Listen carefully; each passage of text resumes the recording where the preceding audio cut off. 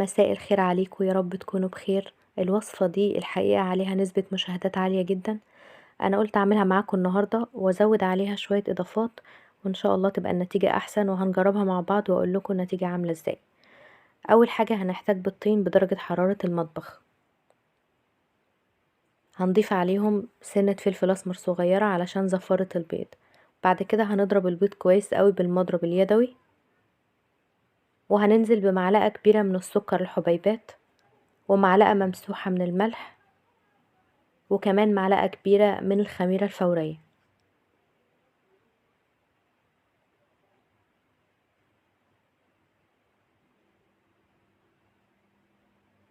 نضيف 3 كوبايات مية فترة بالتدريج، ونقلب كويس جدا علشان الخميرة تدوب والسكر والملح.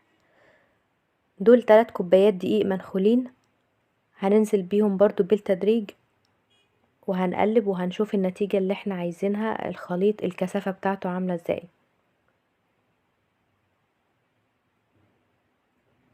ما ننساش نقلب كويس جدا علشان احنا محتاجين الخليط ده يبقى ناعم قوي قوي من غير اي تكتلات.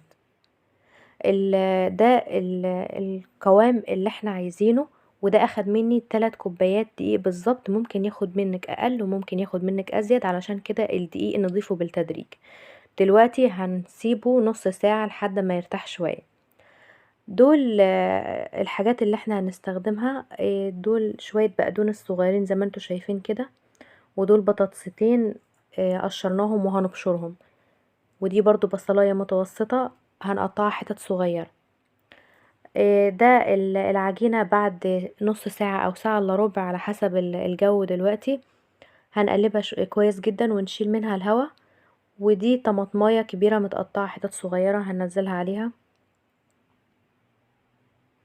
كمان دول 2 فلفل بارد،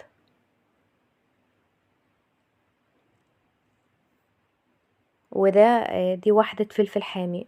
ممكن كمية الفلفل كلها تبقى باردة او حامية على حسب الذوق. ودي البطاطس بعد ما غسلناها وبشرناها. وده البقدونس هنقطعه حتت كبيرة علشان ما ينزلش العصارة بتاعته في الخليط ويلون الخليط. ودي البصلاية بعد ما قطعناها حتت صغيرة. دول شوية جبنة رومي على لانشون، دول حسب اختياري، بس بصراحة بيفرقوا في الطعم.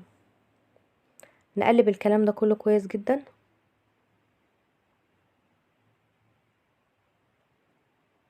علشان المكونات كلها تتجانس مع بعضها.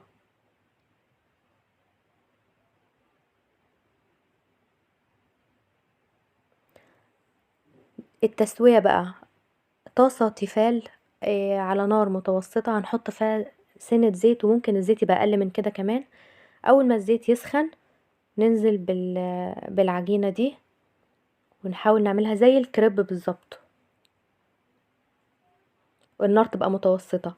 هي مش هتاخد حاجة، بس احنا نبقى مراقبينها، واول ما نحس انها كده الطروف بتاعتها نشفت شوية نقلبها على الناحية التانية. واحنا ده اللون اللي احنا عايزينه، اللي هو الذهبي الغامق شوية او البني الفاتح. نفضل نقلبها كده على كل وش شوية لحد ما تستوي كويس، وخلاص. سهلة جدا جدا، مش هتاخد اي حاجة خالص، وطعمها لذيذ قوي وريحتها جميلة جدا. هو ده اللون المطلوب.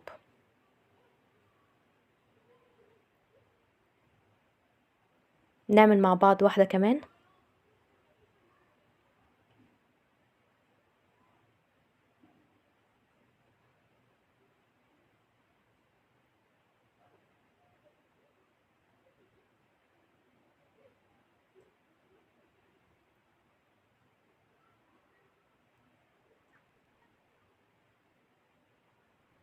سهلة يا جماعة، مخدتش اي وقت خالص، بصراحة عاملة كمية حلوة. هنشوف الكمية اللي عملتها في اخر الفيديو عاملة ازاي.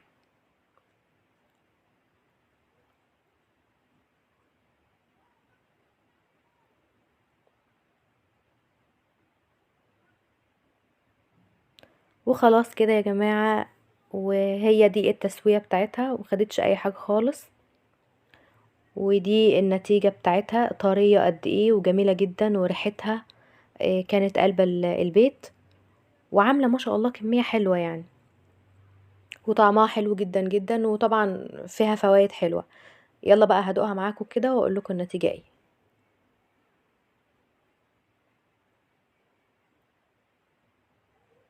شوفوا يا جماعة طريقة ازاي. بصراحة الطعم خطير حلو قوي، يا ريت تجربوها وقولوا رأيكم ايه. يا رب تكون الوصفة عجبتكم، والسلام عليكم ورحمة الله وبركاته.